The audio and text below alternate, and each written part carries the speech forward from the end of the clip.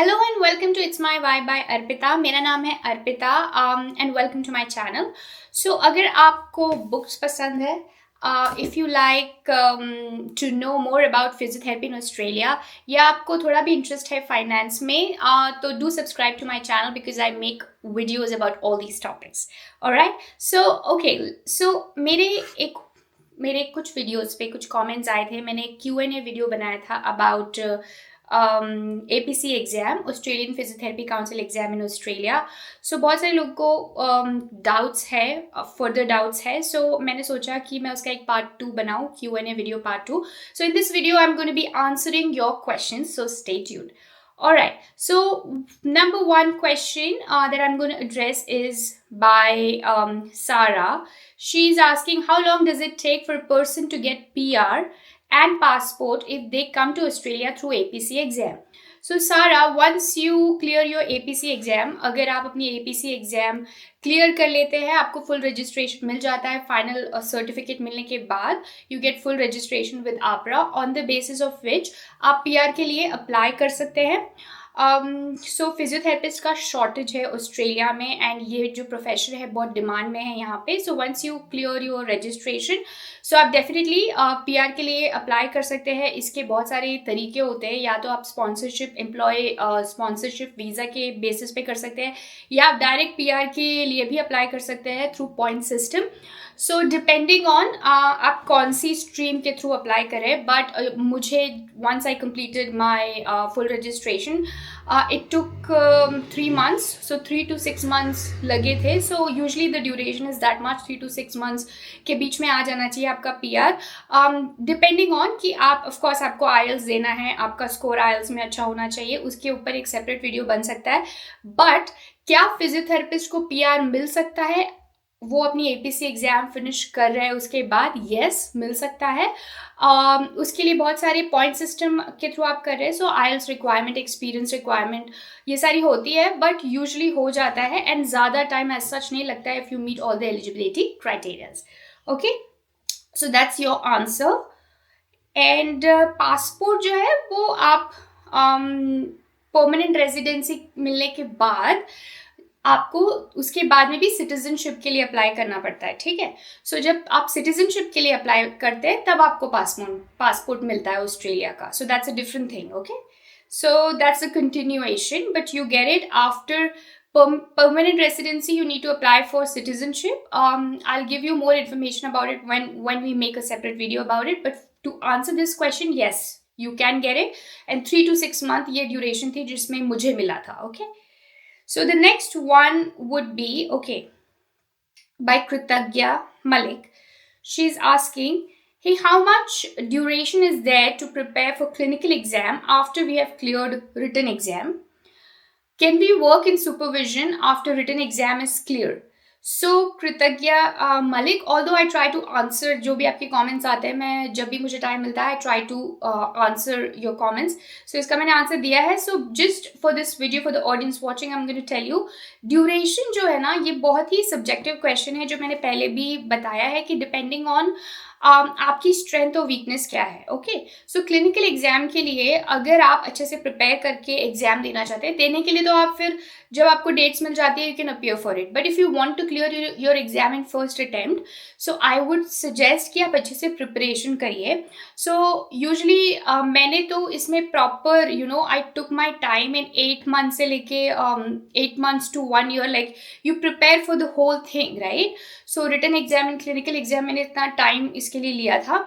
सो क्योंकि 3 एग्जाम होती है और इसके आपको कोर्सेज भी करने हैं, मॉक्स भी करने हैं, आपको सुपरवाइज प्रैक्टिस मिल सकती है अगर, सो डेफिनेटली आपको ज़्यादा एडवांटेज मिलता है, ताकि आप जो मॉक्स कर रहे हैं वो आपके रियल पेशेंट में भी प्रैक्टिस कर सकते हैं। So it's a very subjective question कि आपकी स्ट्रेंथ और वीकनेस क्या है, आप कितने मॉक्स कर रहे हैं, आप सुपरवाइज प्रैक्टिस कर रहे हैं या नहीं कर रहे। सो अगर फिर भी आई वुड से मिनिमम तो 6 months तो लगना ही है क्लिनिकल एग्जाम के लिए, बट मैंने personally I took like proper 1 year written और क्लिनिकल एग्जाम के लिए। सो आई वुड सजेस्ट कि अगर आप ज़्यादा टाइम देंगे और ज़्यादा प्रैक्टिस करके सारी एग्जाम्स देंगे, इसके कोर्सेज भी आते हैं, जैसे मैंने बोला APTA ग्रुप है फेसबुक में, आप उसमें भी ज्वाइन कर सकते हैं। Just give me a second. So Australian association of physiotherapist train abroad, ये ग्रुप है फेसबुक में, जहाँ पे आप ज्वाइन करके can ask for the question, वहाँ पे प्रैक्टिस कर सकते हैं. वो एक ग्रुप है फिजियोथेरेपिस्ट का ऑस्ट्रेलिया में जो साथ में प्रैक्टिस करते हैं. So I would say that depending on your preparation कितनी हुई है, आपकी क्लिनिकल रीजनिंग कितनी है, आपका एक्सपीरियंस कितना है as a physiotherapist, if you're working on limited registration as a physio in Australia or not, when you're giving clinical exams, all these things counts, you know. मैंने हॉस्पिटल प्लेसमेंट भी की थी. अगर आप ये सारी चीज़ें कर रहे हैं और आप इसके बिना भी क्लियर कर सकते हैं अगर आप प्रैक्टिस अच्छे से करें मॉक एग्जाम्स तो, but I would suggest you take at least 6 to 8 months for your preparation. Okay, and if you want to like give proper 1 year, give 1 year for your preparation. That would be good for you. So that's the answer. Can we work in supervision after written exam is clear? So after you clear your written exam, you can work before you clear your written exam as well.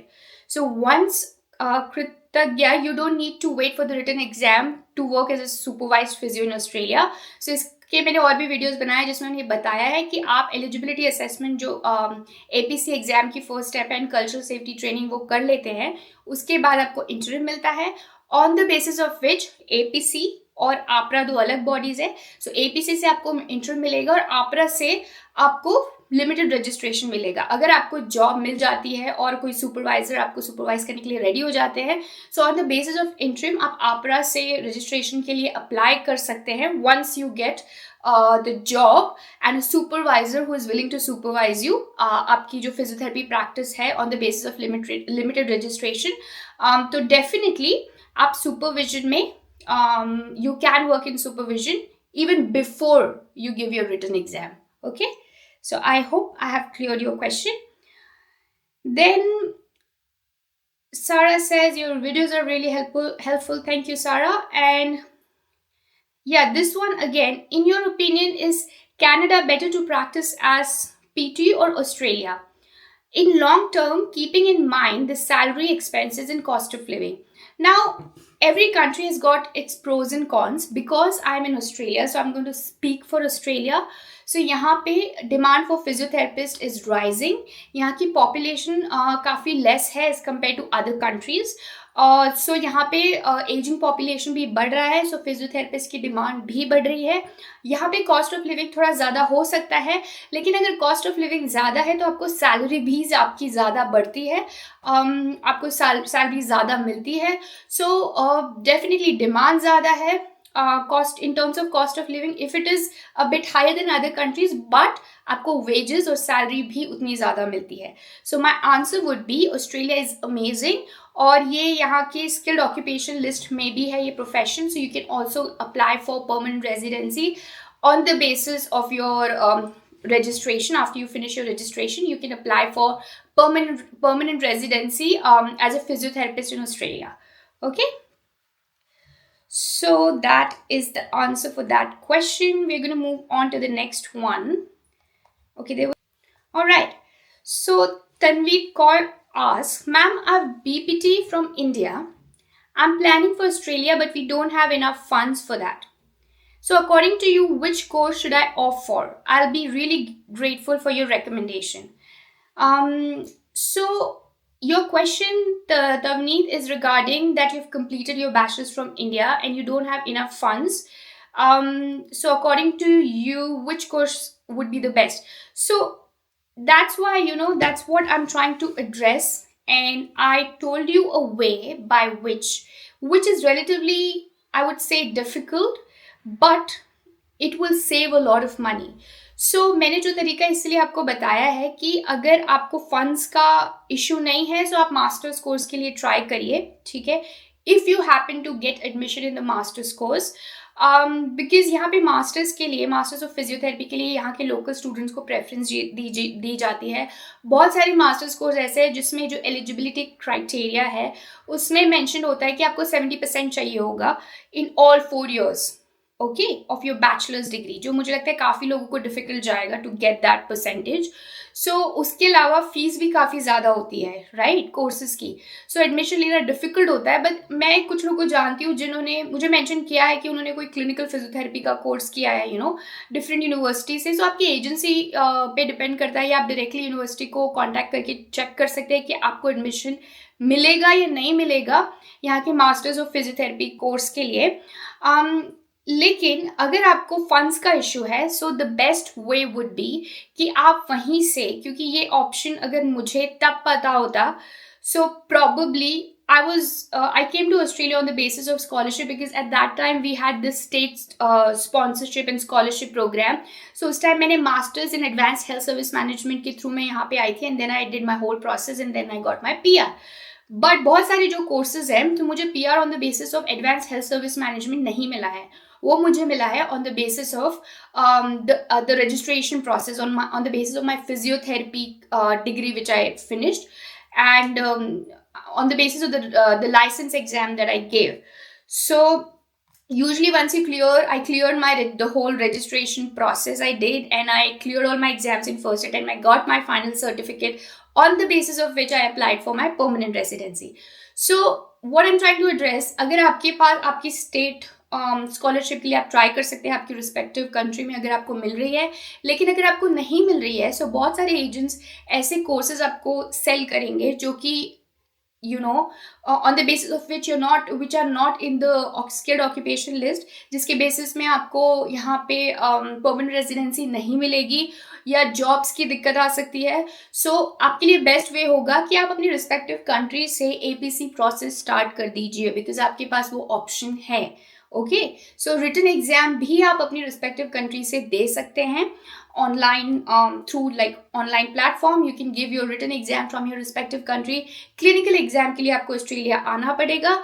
लेकिन अगर इसके पास उसका भी एक solution आपके पास है कि once you get your interim, आप ट्राई कर सकते हैं जॉब्स के लिए ऑस्ट्रेलिया में जो रीजनल एरियाज होते हैं वहाँ पे. So try in regional areas जहाँ पे आपको जो एम्प्लॉयर है वो जॉब भी देंगे, आपको वीज़ा भी देंगे, जिसके वर्क वीज़ा स्पॉन्सरशिप, जिसके बेसिस पे आप ऑस्ट्रेलिया आ सकते हैं. And once you start earning in dollars, then आप अपना साथ साथ अपना रिटन एग्जाम, क्लिनिकल एग्जाम, अगर रिटन एग्जाम आपको वहाँ से निकालनी है, well and good. But then आप क्लिनिकल एग्जाम यहाँ पे आके आराम से ऑस्ट्रेलिया में दे सकते हैं, क्योंकि क्लिनिकल एग्जाम के लिए आपको ऑस्ट्रेलिया आना ज़रूरी है. और जब वो आप फिनिश कर लेंगे, क्योंकि you will have no problem of money once you get a job here. So there is an option for you कि आप लिमिटेड रजिस्ट्रेशन में once you get your entrance certificate from APRA, eligibility assessment के बाद written exam से पहले भी आप यहाँ पे जॉब ले सकते हैं. सो आपके पास अगर फंड्स का ऐसा इशू है तो वो यहाँ पे आके एड्रेस हो जाएगा. Once you get the job, of course you will get your salary and you can side by side finish your written exam and clinical exam. And once you finish the whole process, and you can apply for your permanent residency in Australia. Okay, so that would be the best option. So a lot of students are asking me this, that which course you can do, because I will suggest you the way जिसके through मुझे PR मिला है. ठीक है, सो जो 2 years के masters courses है, अगर आपको इसमें एडमिशन मिल रहा है, because times can be different, policies change. If you happen to get admission in master's course, great. but हमारे टाइम पे वो लोकल स्टूडेंट्स को प्रेफरेंस दी जाती थी, और यहाँ पे मास्टर्स कोर्स के लिए डायरेक्ट एंट्री आपको नहीं मिलती थी. सो मैंने masters in advance health service management किया था, because and I got full scholarship for that from my respective state. उस स्टेट स्कॉलरशिप होती थी उस टाइम पे. अगर वो है तो ठीक है, नहीं है क्योंकि काफ़ी टाइम हो गया है, सो आप लिमिटेड रजिस्ट्रेशन के थ्रू ऑस्ट्रेलिया में आ सकते हैं. Okay, so that would be my answer for that question. So I hope I have answered few of your questions. If you have further doubts, comment down below. I will try to answer your queries. If you like the video, give it a thumbs up, comment, share and subscribe. I will see you in my next video. Till then, goodbye.